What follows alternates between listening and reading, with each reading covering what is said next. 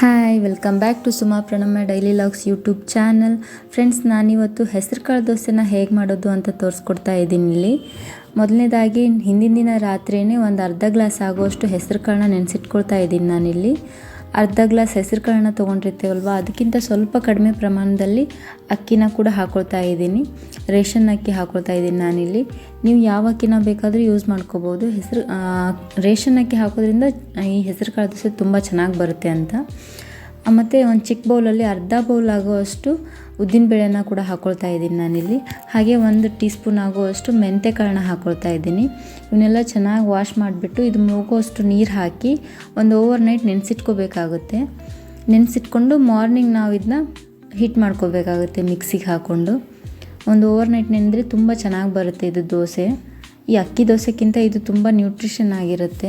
ಮಕ್ಕಳಿಗೂ ಕೂಡ ತುಂಬ ಇಷ್ಟ ಆಗುತ್ತೆ. ಹೆಸರು ಕಾಳನ್ನ ಮಕ್ಕಳೆಲ್ಲ ತಿನ್ನೋಕ್ಕೆ ಇಷ್ಟಪಡ್ತಿರಲ್ವಲ್ವ, ಅದಕ್ಕೆ ಈ ಥರ ದೋಸೆ ಎಲ್ಲ ಮಾಡಿಕೊಟ್ರೆ ತುಂಬ ಚೆನ್ನಾಗಿ ಇಷ್ಟಪಟ್ಟು ತಿಂತಾರೆ. ಈಗ ನಾನು ರಾತ್ರಿ ಎಲ್ಲ ನೆನೆಸಿಟ್ಟಿದ್ದೆ, ಈಗ ಮಿಕ್ಸಿ ಮಾಡ್ಕೊಳ್ತಾ ಇದ್ದೀನಿ. ಹೆಸರು ಕಾಳಲ್ಲಿ ತುಂಬ ನ್ಯೂಟ್ರಿಷನ್ ಇರೋದರಿಂದ ಇದು ಹೆಲ್ದಿಗೂ ಕೂಡ ತುಂಬ ಒಳ್ಳೆಯದು, ಡಯಟ್ ಮಾಡೋರಿಗೂ ತುಂಬ ಒಳ್ಳೆಯದು. ಇದಕ್ಕೆ ನಾನು ಸ್ವಲ್ಪ ಕೊತ್ತಂಬರಿ ಸೊಪ್ಪು ಮತ್ತು ಸ್ವಲ್ಪ ಹಸಿ ಶುಂಠಿ, 1-2-3 ಮೆಣಸಿನ್ಕಾಯಿನ ಹಾಕ್ಕೊಂಡು ಮಿಕ್ಸಿ ಮಾಡ್ಕೊಳ್ತಾ ಇದ್ದೀನಿ. ಇದನ್ನೆಲ್ಲ ಹಾಕಿ ಮಿಕ್ಸಿ ಮಾಡೋದ್ರಿಂದ ತುಂಬ ಚೆನ್ನಾಗಾಗುತ್ತೆ ಇದು ಹಿಟ್ಟು. ನಮಗೆ ರುಚಿಗೆ ತಕ್ಕಷ್ಟು ಉಪ್ಪು ಕೂಡ ಇದರಲ್ಲೇ ಹಾಕಿ ಮಿಕ್ಸಿ ಮಾಡ್ಕೋಬೇಕಾಗುತ್ತೆ ನಾವು.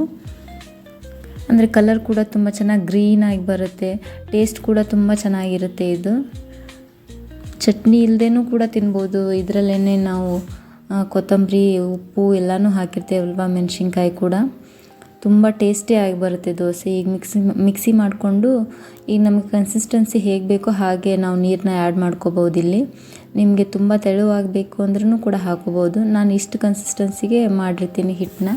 ಚೆನ್ನಾಗಿ ಅನಿಸುತ್ತೆ. ಹೀಗೆ ಮಾಡಿದ್ರೆ ಪೇಪರ್ ಥರ ಬರುತ್ತೆ ದೋಸೆ ಕೂಡ. ಇದಕ್ಕೆ ನಾನಿಲ್ಲಿ 1-2 ಕ್ಯಾರೆಟ್ನ ತುರಿದಿಟ್ಕೊಂಡಿದ್ದೀನಿ ಮತ್ತು ಸ್ವಲ್ಪ ಸಬ್ಬಸಿಗೆ ಸೊಪ್ಪು ಅಂತೇವೆ ನಮ್ಮ ಕಡೆ, ಅದನ್ನು ಸ್ವಲ್ಪ ಹೆಚ್ಚಿಟ್ಕೊಂಡಿದ್ದೀನಿ. ಈಗ ದೋಸೆ ಮಾಡೋದು ತೋರಿಸ್ತಾ ಇದ್ದೀನಿ ನಾನಿಲ್ಲಿ. ಮೊದಲನೇದಾಗಿ ತವಾಗೆ ಸ್ವಲ್ಪ ಎಣ್ಣೆ ಅಪ್ಲೈ ಮಾಡಿಬಿಟ್ಟು ಮೇಲ್ಗಡೆ ನಮ್ಗೆ ಎಷ್ಟು ತೆಳು ಬೇಕೋ ಅಷ್ಟು ದೋಸೆನ ಸ್ಪ್ರೆಡ್ ಮಾಡ್ಕೋಬೇಕು. ಯಾವ ಸೈಜಲ್ಲಿ ಬೇಕೋ ಆ ಸೈಜಲ್ಲಿ. ಈಗ ದೋಸೆ ಸ್ಪ್ರೆಡ್ ಮಾಡಿಕೊಂಡು ಇದ್ರ ಮೇಲ್ಗಡೆ ಕ್ಯಾರೆಟ್ನ ಮತ್ತು ಸಬ್ಸಿಗೆ ಸೊಪ್ಪನ್ನ ಹಾಕ್ಕೊಂಡು ಸ್ವಲ್ಪ ಎಣ್ಣೆ ಕೂಡ ಹಾಕ್ತಾಯಿದ್ದೀನಿ ನಾನಿಲ್ಲಿ. ಎಣ್ಣೆ ಹಾಕ್ಕೊಂಡು ಚೆನ್ನಾಗಿ ಬೇಯಿಸ್ಕೋಬೇಕು ದೋಸೆನ. ತುಂಬ ಚೆನ್ನಾಗಿ ಬರುತ್ತೆ. ಪೇಪರ್ಗಿಂತನೂ ತೆಳುವಾಗಿ ಮಾಡ್ಕೋಬೋದು ಈ ದೋಸೆನ. ಹೆಸರು ಕಾಳು ಹಾಕಿದೆಯಲ್ಲ, ಹೇಗೆ ಬರುತ್ತೋ ದಪ್ಪ ಆಗುತ್ತೋ ಅಂತ ಏನೂ ಟೆನ್ಷನ್ ಇರೋದಿಲ್ಲ.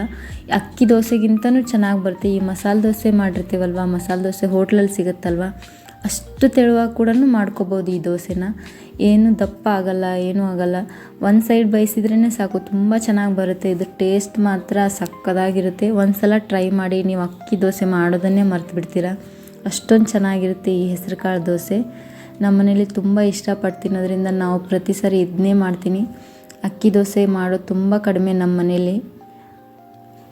ಇದನ್ನೊಂದು ಸಲ ಟ್ರೈ ಮಾಡಿ, ನೀವು ಕೂಡ ಪದೇ ಪದೇ ಮಾಡ್ಕೊಂಡು ತಿಂತೀರಾ, ಅಷ್ಟು ಚೆನ್ನಾಗಿರುತ್ತೆ. ತುಂಬ ಕ್ರಿಸ್ಪಿಯಾಗಿ ಕೂಡ ಬರುತ್ತೆ, ಟೇಸ್ಟಿಯಾಗಿ ಕೂಡ ಇರುತ್ತೆ. ನೋಡಿ ಹೇಗೆ ಬಂದಿದೆ, ಎಷ್ಟು ತೆಳುವಾಗಿ ಬಂದಿದೆ ನೋಡಿ ದೋಸೆ. ಟ್ರಾನ್ಸ್ಪರೆಂಟ್ ಥರ ಬರುತ್ತೆ, ತುಂಬ ಚೆನ್ನಾಗಿರುತ್ತೆ ಟೇಸ್ಟ್ ಕೂಡ. ನೀವು ಟ್ರೈ ಮಾಡಿ, ಮಿಸ್ ಮಾಡಿದೆ ಅಂತ ನಾನು ಹೇಳ್ತೀನಿ. ತುಂಬ ಹೆಲ್ದಿ ಕೂಡ ಇದು. ಮಕ್ಕಳಿಗೂ ಆಯಿತು, ದೊಡ್ಡವರಿಗೂ ಆಯಿತು, ಲಂಚ್ ಬಾಕ್ಸಿಗೂ ಮಾಡ್ಕೋಬೋದು. ಅಥವಾ ಈವ್ನಿಂಗ್ ಟೀ ಟೈಮಲ್ಲಿ ಕೂಡ ತಿನ್ಬೇಕನ್ಸಿದ್ರು ಮಾರ್ನಿಂಗ್ ನೆನೆಸಿಟ್ಕೊಂಡು ಈವ್ನಿಂಗ್ ಮಾಡ್ಕೋಬೋದು ಈ ದೋಸೆನ.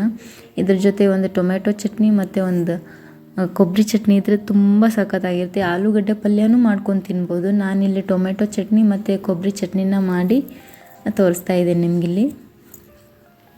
ಹಾಗೆ ನಮ್ಮ ಚಾನಲ್ನ ಸಬ್ಸ್ಕ್ರೈಬ್ ಮಾಡ್ಕೊಳ್ಳಿ. ವಿಡಿಯೋ ಇಷ್ಟ ಆದರೆ ಲೈಕ್ ಮಾಡಿ, ಶೇರ್ ಮಾಡಿ, ಕಮೆಂಟ್ ಮಾಡಿ, ಬೆಲ್ ಐಕನ್ನ ಪ್ರೆಸ್ ಮಾಡಿ.